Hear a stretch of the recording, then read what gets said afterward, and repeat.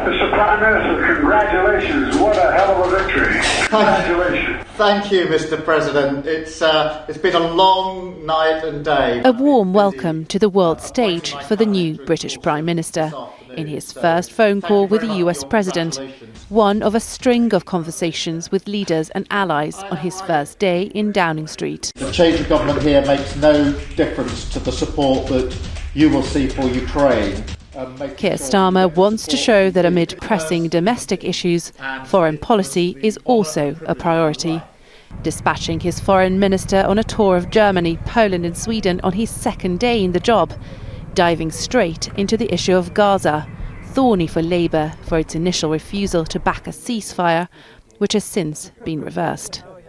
We've been very clear that we want to see a ceasefire, and we have been calling for that since the end of last year. We want to see those hostages out. But when we see the tremendous loss of life, 38,000 people, women and children, the fighting has to stop. The aid has got to get in. The trip, part of the new administration's effort to make its presence known. In his first 2 weeks in office, Keir Starmer is due to attend a NATO summit in Washington and meet European leaders in the UK, all part of his government's drive, he says, to reset the UK foreign policy. But one thing he's adamant he won't do is rejoin the European Union. We're not open to the free movement of people. There will be no reversal of Brexit, the business minister says, but there could be closer ties to the EU.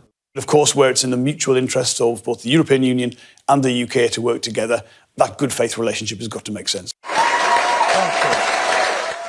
Closer to home, the new Prime Minister headed to Edinburgh.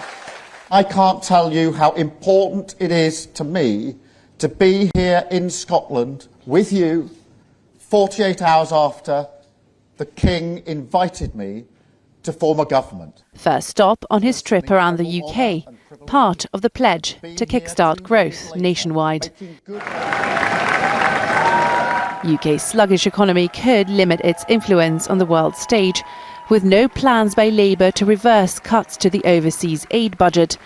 But the intention, at least, is for Britain's new leader to swiftly establish himself as a global statesman.